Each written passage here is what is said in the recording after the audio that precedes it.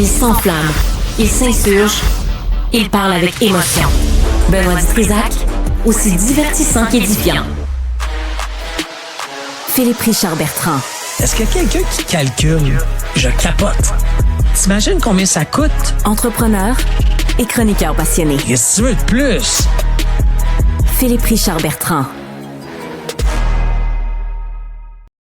Trump. Vas-y, Philippe. Vas-y. Hey boy, d'où tu sors, toi? T'es bien frisé. Ouais. Qu'est-ce qui t'arrive? T'as pogné dans le vent, mon ami? Non, je pense que c'est comme... Je frisou. Ah, ça arrive. Oui, hey, c'est un job de contrôle, ça, hein, chaque matin? Quand je sors du gym, je suis frisou. C'est chic, hein? Oui, tu sors du gym, de toute évidence. C'est bon pour toi, ça. C'est bon. C'est bon pour ta pression. Non, je ne suis pas inquiet outre mesure. Ce qu'il faut savoir, c'est que Donald Trump a fait la même chose en 2016. Hein, si on se rappelle, il avait même dit qu'il allait déchirer l'ALENA, l'accord Canada, Mexique, États-Unis. C'est une stratégie de négociation. C'est un homme qui aime tout négocier, qui aime faire des frasques.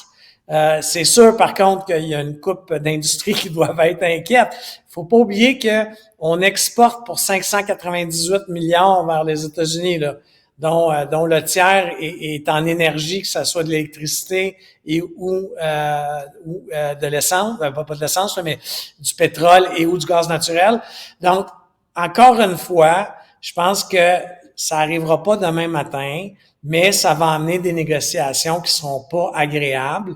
Puis, en ce moment, la problématique, c'est que quand tu regardes, mets une photo une à côté de l'autre de Donald Trump puis de M. Trudeau, tu sais, il y a un rapport de force qui se voit automatiquement dans la photo, là. C'est dans le sens que c'est pas M. Trudeau qui va prendre le dessus de M. Trump. Non, mais c'est une autre approche. Justin peut lui offrir un bracelet d'amitié de Taylor Swift à M. Trump. Je suis sûr que ça va l'attendrir. Ah, c'est sûr, ou peut-être lui permettre d'aller dans une des résidences. On voit la photo. Oui, c'est parfait. Bon, écoute, faut arrêter avec ça. C'est juste des menaces, on va voir, là. Mais tu sais, il faut pas perdre de sommeil là-dessus, là. On se calme. Non, mais revenons sur tes amis chez Lion Électrique. Écoute, il y a quelque chose qui m'a mis en beau fusil. C'est un article qui avait paru au mois d'août, là. Puis il y a quelqu'un qui me l'a envoyé, puis il m'a dit, Philippe, là, tu sais, parce que ça va de mal en pire, là. Honnêtement, je comprends pas que le gendarme canadien de la bourse ou le gendarme américain n'est pas plus sévère. Tu sais, quand tu dis qu'il y a des présentations qui existent, là, des PowerPoint, avec des logos de compagnies à qui Lion aurait vendu des autobus ou des camions, et c'était faux.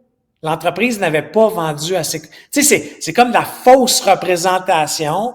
Quand tu sais que l'entreprise a eu 200 millions d'argent public, quand tu sais que depuis 2021, les deux actionnaires et cofondateurs, et qui sont toujours dirigeants de l'entreprise, ont vendu pour 40 millions d'actions.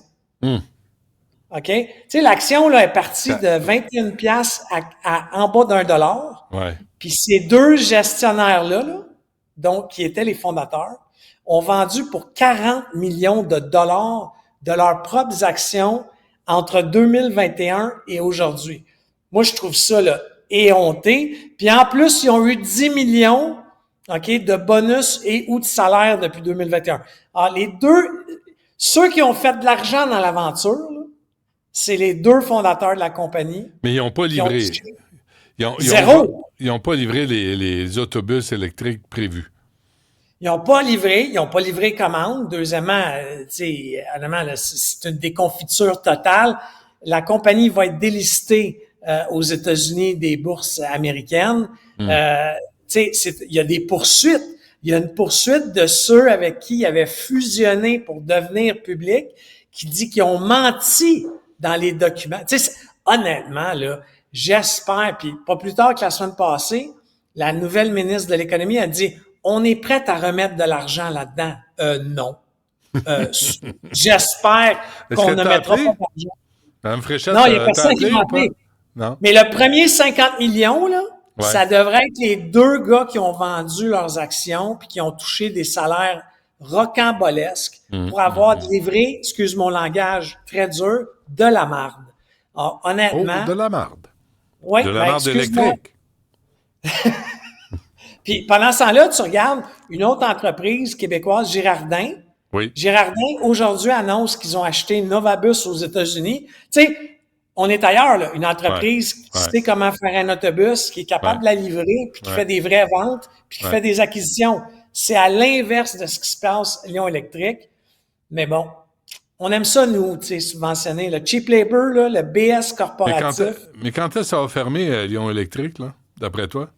Ben, techniquement, honnêtement, là, il devrait être, tu sais, puis encore, je suis pas avocat, je peux pas donner de conseils juridiques, mais on va attendre très, très bientôt, un vendredi soir, là, à 18h, on va entendre qu'ils se sont mis sur la loi de la protection de la fête.